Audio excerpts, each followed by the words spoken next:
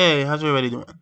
Welcome to today's video, where we're going to be talking all about Sagitta Magica, otherwise known as magic arrows. I mentioned this spell in my magic video, but I didn't explain everything about it in full detail.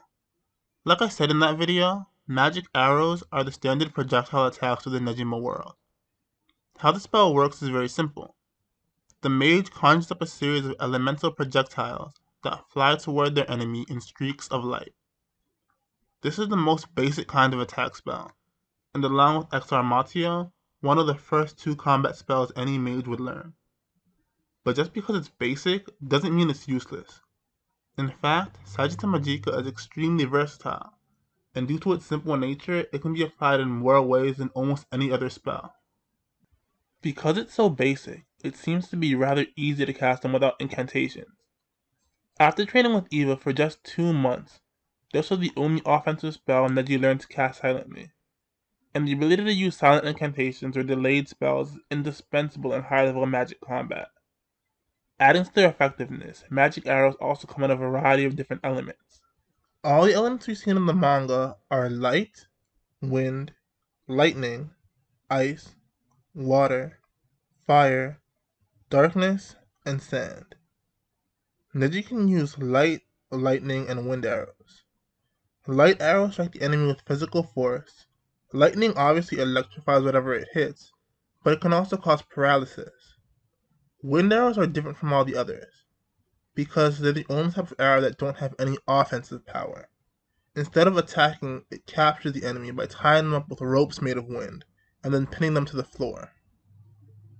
Apparently, it takes at least tens of seconds to break them, even for a powerful mage. In the Kyoto arc, Neji was able to use it to hold down Fate for a while, and Fate was many times stronger than Neji at the time. He didn't seem to have any problems breaking out either, so it seems that it will still bind you for a few seconds no matter how strong you are. Or maybe Fate was just messing around. Regardless, it's still impressive. The incantation for Sagitta Magica typically involves calling out a specific number of spirits of whatever type of arrow the mage wants to fire, and then commanding them to strike the enemy. Here's an example.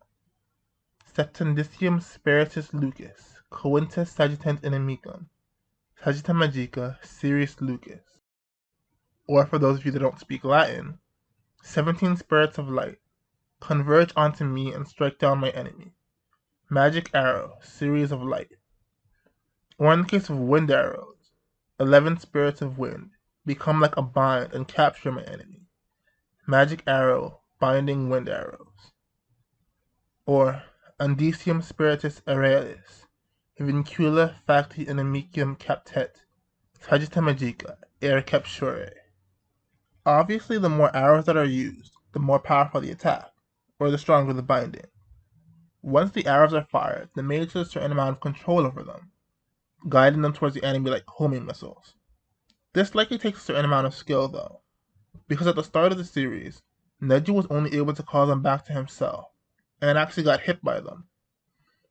It's also possible to exchange the homing properties for the ability to converge all of the arrows onto a single target, by switching out the word series in the incantation for convergentia, or convergence.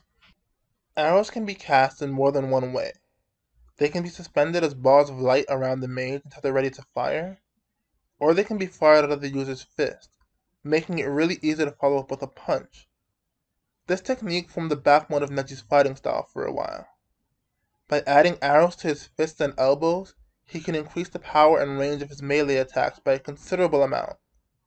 When Sagitta Magica is used this way, they have some recoil, but it's not enough to affect him most of the time. I only bring it up because before he could fly without his staff, he could use the recoil to redirect himself in midair. A single arrow doesn't take very long to fire at all. Only 0.3 seconds in between the activation and actual discharge of the spell. While that is very fast, Kotaro makes it clear that a single arrow is not going to do much in a fight.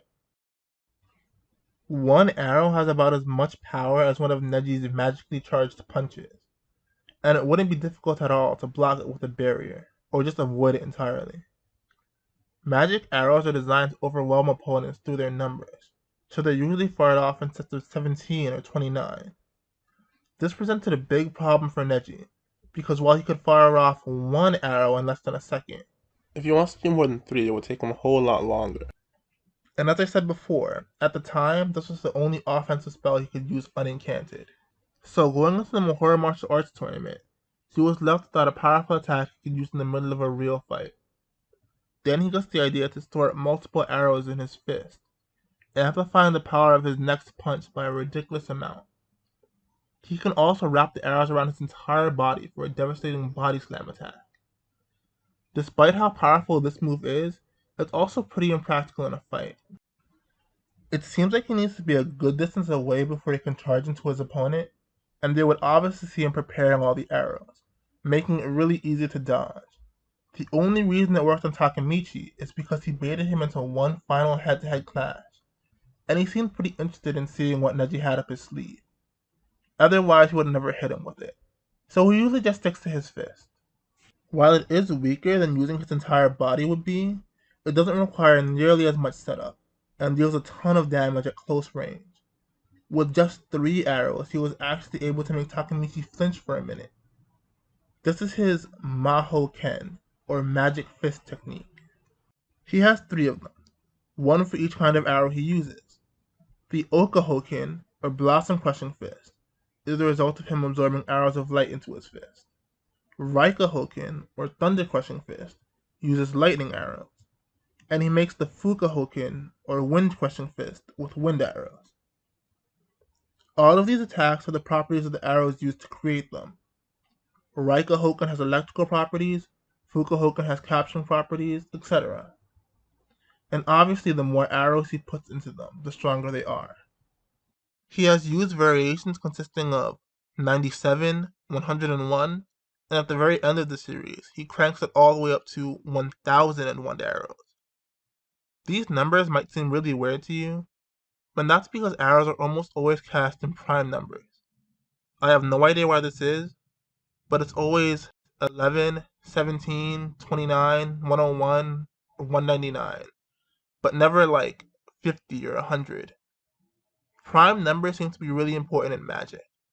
Occasionally they might use 1, which is neither prime nor composite, according to my 6th grade math teacher. But the only example of using a composite number of arrows in the entire manga is in the Mahora Martial Arts tournament, when Neji uses Oka Hoken with 9 arrows. This seems rather odd, as it never happens again. Maybe this was an exception, but no one ever mentioned anything about it being a big deal. So I guess they don't have to be prime numbers. I'm really not sure. But I think that's about all I have to say about Sagitta Magica. If there's anything I've left out, feel free to let me know in the comments below.